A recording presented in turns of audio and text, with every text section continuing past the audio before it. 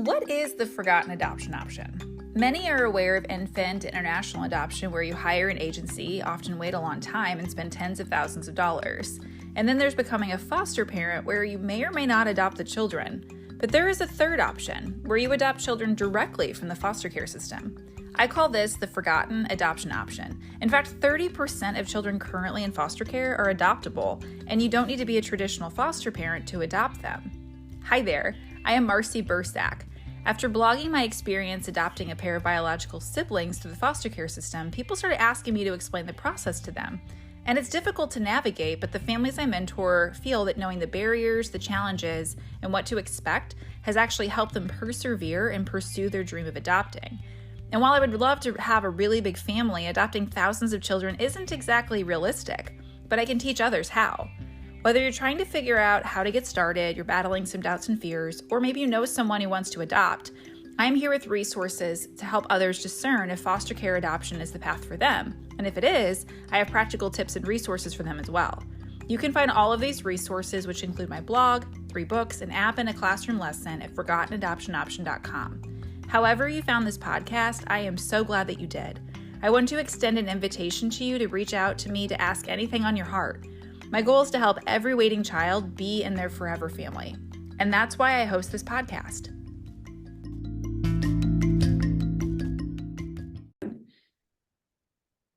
Welcome to the Forgotten Adoption Option podcast. In this episode, we will discuss how you can explore becoming a foster and or adoptive parent via webinar. That's right. From the convenience of anywhere you are, you can watch, stream, and figure this out. At the end of 2023, I received a Facebook message from someone I'd met as a volunteer previously when I was a staff member at a homeless shelter. Her name is Pam, and she had relocated from Missouri to Colorado. And her church was focusing on foster care and adoption partners. And she was like, Marcy, you need to connect with this program that my church is involved with. And that's kind of how we got here today. A couple hours later, Pam started an email thread introducing me to America's Kids Belong. And I have so much to say about just how they name themselves and the work that they're doing. And I scheduled a Zoom with the team a few months after that. And I learned about a big event that they are doing called FosterCon. And that's what led to today's episode. So everyone meet Courtney Williams. Hi, Courtney. Hi, Marcy. Thanks for having me today. So thrilled and such a treat to have you. Okay, here's Courtney. Courtney's the host of FosterCon, and she is the foster care recruitment manager for America's Kids Belong. However, more importantly, she and her husband have fostered more than 60 children. She is the mother of 9 children, 6 through adoption. So I think it's so awesome. Courtney gets it from every angle, her heart's pouring it out and she's living it out. And I am so excited for Courtney to tell us more about what America's Kids Belong is doing with FosterCon. So Courtney, before we dive in, I know a lot of our listeners have a lot of questions. You have a big family. And you've gone like the blended biological adoptive route. Can you talk us through kind of the sequence of how you expanded your family size, and if your biological kids were first? Just would love to know a bit about how that all came to be. Yeah. So my husband and I actually dealt with infertility when we were first married. We knew we were going to struggle getting pregnant. So we looked into foster care, we looked into adoption. And as we went down that route, we ended up getting pregnant. So we had our first child. And then right after he was born, we still had that heart. We had looked into foster care, we looked into adoption, that heart was still there. And so we thought, well, let's go through foster care training. So we went through foster care training, we got licensed. This was 17 years ago. And then we got scared. We were like, we don't know anything about this. We don't know people that are fostering. We now have our son that we didn't think we'd ever have. And he was kind of like this prized possession, and we were really nervous about what it would do to him. So we put foster care on hold, even though we went through the whole licensing process and really felt like it was something right for our family. Went on to have children 2 and 3. And then after that, God just really got a hold of our hearts, and we decided that we were not going to have any more biological children. We were going to have children through foster care and adoption. And so we went down the route at first of international adoption, quite frankly, because it's all that was in the news. We typed in, we didn't know people that were adopting. As we started researching, that's what would always pop up. And so we adopted a couple kids through international adoption. At the same time, we were foster parents, and none of the kiddos that were in our home, went down the adoption route. They all were reunified, which is an amazing testimony and story as well. But we ended up adopting. And then after our children were adopted, we actually saw our daughter on a waiting children's list. And crazy enough, she was also from Ethiopia, where two of our kids were from. And so when we saw her picture instantly, I like, we got this flyer in the mail, and I get this flyer and I'm looking at it and I see her picture, and just something inside me told me like, she's going to be your daughter. And I left this flyer at home, like on the counter at night when my husband got home. He was looking through and I was just kind of watching his reaction. And he did the same exact thing. He flipped open and he goes, Courtney, did you see this? Like, she's from Ethiopia. And we had this big heart after going there and traveling, a big heart for older children adoption. And he's like, she's from Ethiopia. Those doors are now closed. We've said we want to continue adopting. And she's right here, like in North Dakota, where we were living at the time, which is just crazy. So we ended up adopting her through foster care. Like I said, none of the kids that were in our home were open for adoption. So just kind of this backwards, we had 3 biological children. We adopted one younger than them, and then we adopted 3 older than them. So our biological children are actually right smack dab in the middle. We have 9 children, 3 bios in the middle, 3 older adopted kiddos, and 3 younger adopted kiddos. And it's just, yeah, it's been a journey of how it all came together and how our hearts really were opened. And again, what you do, I love your organization and really opening the eyes, because we didn't know about foster care adoption. Even though we were foster parents, we didn't even know that this was like a need across the country. Yeah, until same. Yeah, I know. I'm like, I knew you could foster. I like that I like feel like I knew since maybe high school or something, but this adoption through foster care is like its whole thing. And there's so much that you pointed out, Courtney. Thank you so much for taking us through, like, plus this side on the top and on the bottom. And it's amazing to me because the disruption that this is in our lives is just what it is, right? Like, oh, okay, we kind of thought it would be this way. And I know so many families that infertility was their story. And so they start the licensing process and they do get pregnant. And I know of a personal family that they had twins biologically and then also adopted like a 3-year-old. So like, boom, they have a family of 3. And it's so neat. And then to hear this story about just seeing your daughter and watching your husband's reaction, it's like you planted it there. I think that's so interesting. I think your story is like so many different angles of different people's stories all in one, which is so unique. And I'm curious though, when you and your husband were getting licensed the first time, whose idea was that? Because you could have chosen at that point, like, oh, we could just not have children, or oh, we could just pursue international at that point. Who came up with, let's go get licensed to foster? We lived next door to this family. We didn't know them well, but we lived next door to this family. Our first house, we bought our first house. We were newlyweds.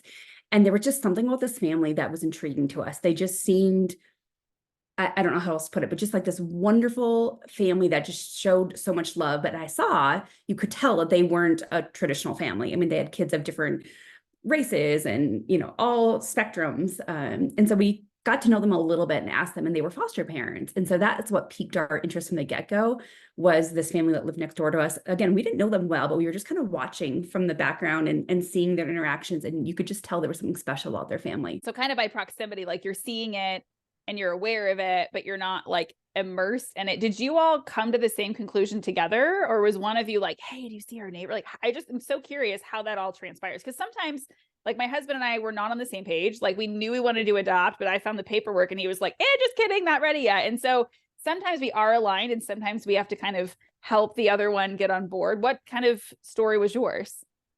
Yeah, a little of both. I was nervous again after we had our child, because of the infertility stuff. We'd already kind of looked into it. But my husband actually grew up in an abusive home, and growing up, he had family members and friends, families that really took him in and cared for him through some really hard things. And he said he told himself at that young age, like, I am going to do this for another child someday. I'm going to bring some kid in that needs help like I needed. And so that's kind of something that he always had in the back burner. And he was a coach, I was a teacher. And so part of us was thinking that was the route that we were going to care for these kids in that sense. And then once we learned about foster care, it was just a very natural, like, yes, of course we'll do this type thing. So it came very natural. Okay. So I've heard conflicting things. You'll have to let me know your story on like the big family piece. Cause I know some people kind of early in their relationship, they kind of talk through, like my husband and I talked through family size. So I'll use my own story. And I was like, 12 kids. And my husband was like 2. And I'm like, what? And he's like, how are you driving them around? And so we kind of landed on, okay, well, 2 is max. And so I was like, well, then let's get siblings, because if that's kind of your threshold. So for you all, was the conversation always open to kind of go over half a dozen? I mean, how does that all come out? Yeah, funny enough, actually on our very first date, my husband and I were sitting there chatting, and I said to him, we started talking about kids because I was going to school to be a teacher. My love for children was very apparent. So we went down the children route, like, hey, what do you think about kids? And do you like kids? And he said, well, how many kids do you want someday? And I jokingly said 27. And it was just this joke Yes. in my family. And he didn't back down. Like, of course, I was joking. I didn't really mean 27 kids, but it was kind of like, what's he going to say? What's he going to do? And it didn't scare him away. But I grew up, my family, my dad it comes from a family of 8. My mom comes from a family of 9. And so I grew up in these big family, I go back home and our family holidays are these big get-togethers with tons of people. And my husband experienced that. He grew up in a small family and then he would come visit my family. And he said it was just such a difference. And he loved just the atmosphere and the vibe around a large family. And so, like I said, I was joking. I really thought maybe 3, 4 kids. And then, as you have 3 or 4, and then 5 comes along, and then 6 comes along, and now it is that fun. Like I'm excited. I'm 40 years old, but I'm excited to have grandkids someday and to be able to fill our house with those family traditions and those holidays of just people everywhere. Yeah. That's so interesting. I also come from a giant family. My parents have like near 10 siblings apiece. And so my husband, but also came from a smaller family. So it's interesting how for some of us, that's like, yay, that like totally lit up what I think I should do. And then in my scenario, it's like, no, like I want to get it small. So you and I kind of took different paths at the same turning point, which is so interesting. It's so fun to hear your own path to this spot. So I want to kind of pivot over to FosterCon, and I'm actually really curious how you got the name, but we'll kind of start with like, tell our listeners, what is this event? How long has it been going on? Where did the name come from? Yeah, I think the name was really just kind of a play on words, foster, convention, it's online, something kind of catchy. But really, the event is an ongoing webinar series. So FosterCon, we did webinars in 2023. This is like our launch of FosterCon, and the name of FosterCon is 2024. But this is something we plan on doing, ongoing, is providing webinars for people. We've got an awesome team of individuals working for America's Kids Belong. And then just in the work that we do, we've been connected with so many people that we want to be able to share that knowledge and the information with other people. We want to be able to bring in big name guests, everyday people, and just kind of that wide variety and let people see, there are these big name people that really have inspirational stories that we get to share. But then there's these everyday people too that are doing this. And we want people to see like anybody can do this with the right tools, with the right team, with the right support. And that's the heartbeat behind it, is really to have these webinars that are ongoing that can meet people where they're at. I love that. Anybody can do this with the right tools and the support. That's such a confidence boost, right? When it really boils down to it, because it can feel overwhelming or confusing. So who then is this for? Like, is it for anyone? And I know one thing that might even help our listeners is America's Kids Belong makes it sound like it's the whole country. Is that really true? Is it for anyone in the US? Yes, definitely. Anybody can register for any of the webinars. They are completely free.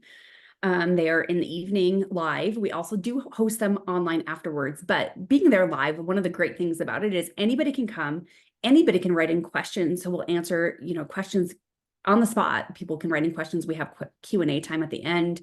But again, anybody there, for people that are interested in fostering, people that are interested in adopting through foster care, also people that are already in this realm and they need some ongoing certification hours. We provide certificates like that. And then even we have one, like tonight I'm hosting one in Colorado that is about helping foster families. And the heartbeat is getting people's friends, their family members, their neighbors to come and see so they can learn a little bit more about foster care. What are the right questions to ask? What are the wrong questions to ask?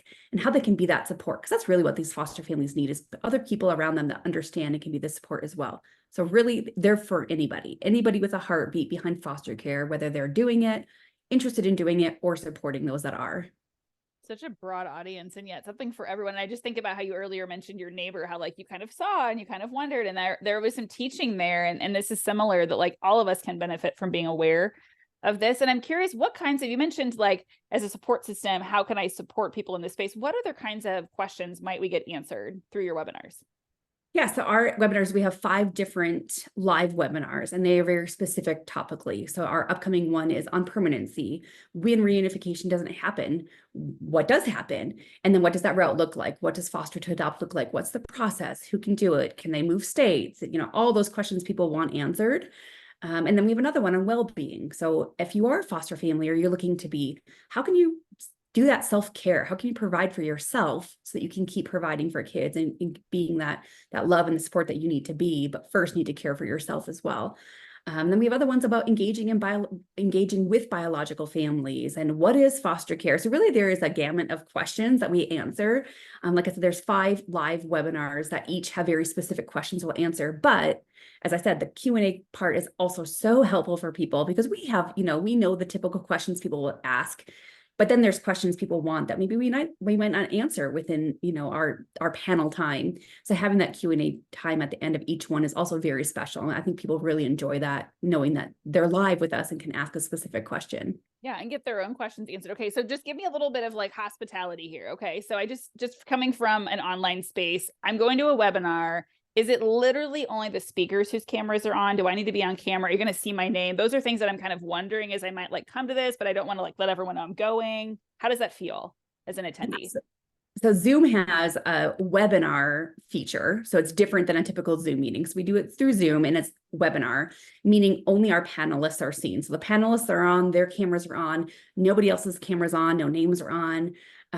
We turn the chat on where people can interact and say, hey, I'm so-and-so from this state, if they want to. Of course, that's all optional.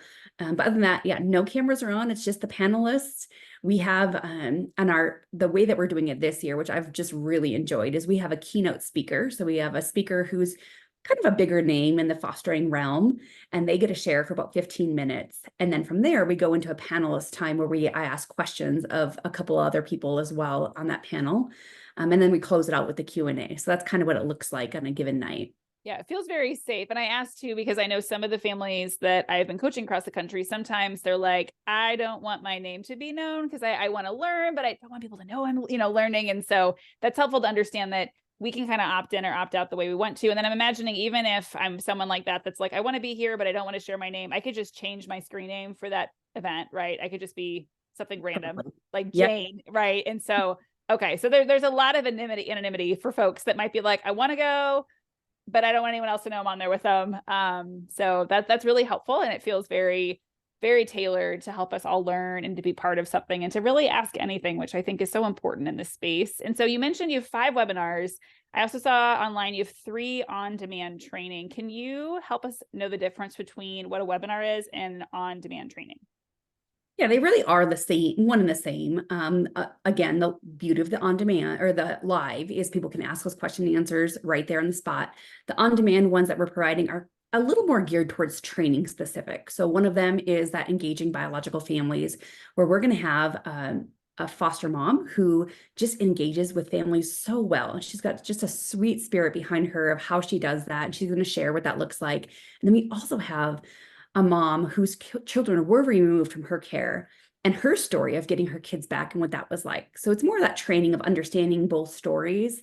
Again, it won't have that live question and answer, but it's a training for people to understand what this looks like and how we can do this well. Another one we'll have is cultural competencies. So understanding culture and what that looks like. And we have some experts in that field that are going to come on and share with us how we can be those transracial foster or adoptive families and do that well. So they're a little more geared towards a training than what you'd say like that informational type session where people are getting questions and answers. Again, they are getting their questions answered, but it's just kind of a little different twist. But again, all of our live ones as well will be offered on demand. So people can watch them afterwards at any time. They're hosted on our website, fostercon.org, where they can go and rewatch and gain that valuable information. And if they don't want to be live on a webinar, it's an easy way, again, that you could just watch all of them at once if you wanted to. Which is nice because our camera's off. We can do we can be doing anything. You don't have to know because it's a webinar, which is super handy. But in terms of, you mentioned you can get your hours of training. Can you do that for both the webinars and the on-demand training? They're all kind of under that auspice? Yes. Yep. You'll get an email after you view them, and then you can ask for that certificate. That's so great. So, in most states, we'll recognize them. Yeah. Okay. Yeah. It's like sign up for all of them, get all your hours in.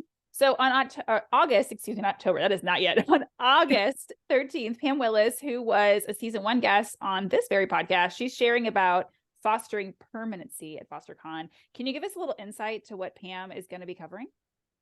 Yeah, so Pam is our keynote for that night meeting. She'll share her story, which is such an inspirational story, as you know.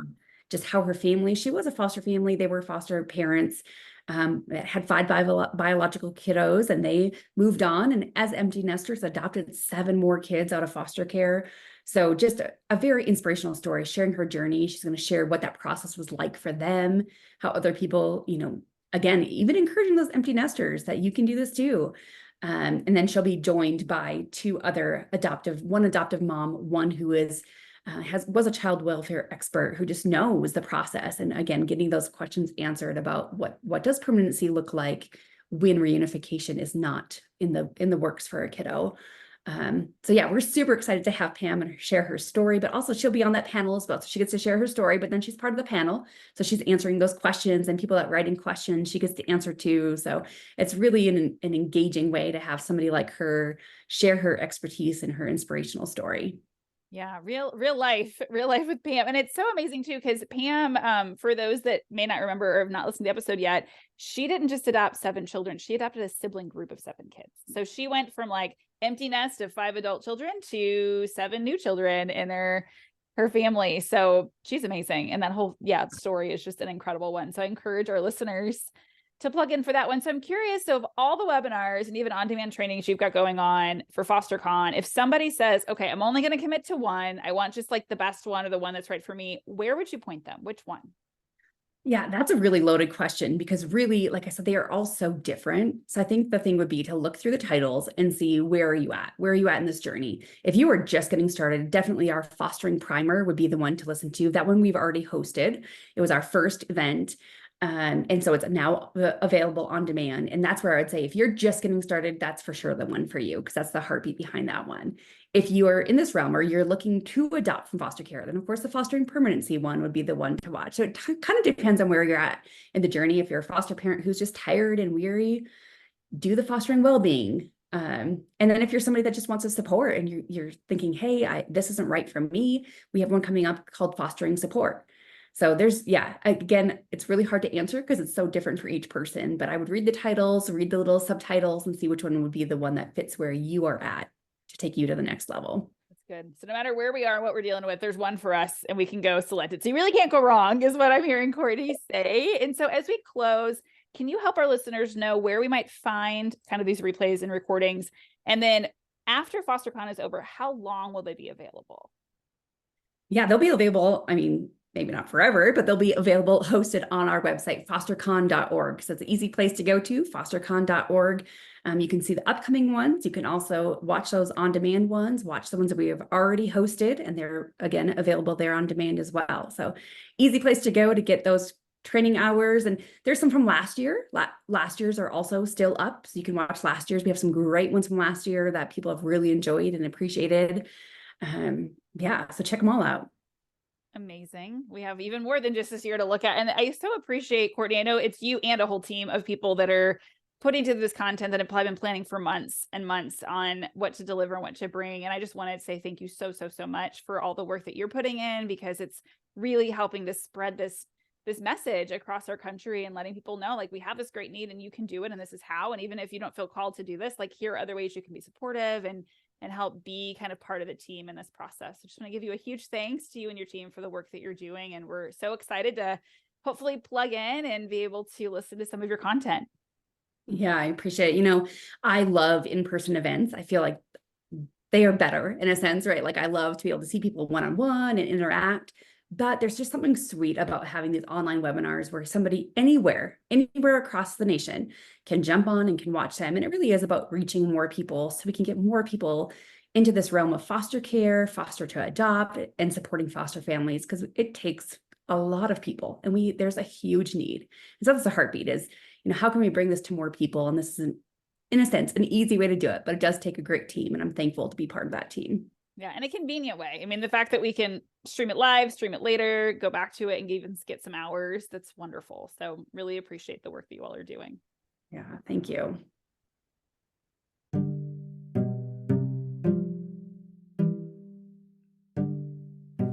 Listeners, did you know that you've helped the Forgotten Adoption Option podcast rank in the top 30% most followed podcasts on Spotify? You are helping waiting children be seen, and you're teaching our nation how to adopt these children. You can help this podcast reach more future adoptive parents by leaving a review and continuing to share this podcast with others. You can even help others know that instead of Googling to try to figure out how to adopt, they should go to ForgottenAdoptionOption.com, where they can learn the step-by-step process, tips for enduring the journey, and I even have a children's book to celebrate the forever families all around us. It means so much that you took the time to listen to this episode. And on behalf of the 113,000 children who each has a name, a story, and dreams, and deserves to grow up experiencing the love and support that is found in a forever family, I thank you so much for caring.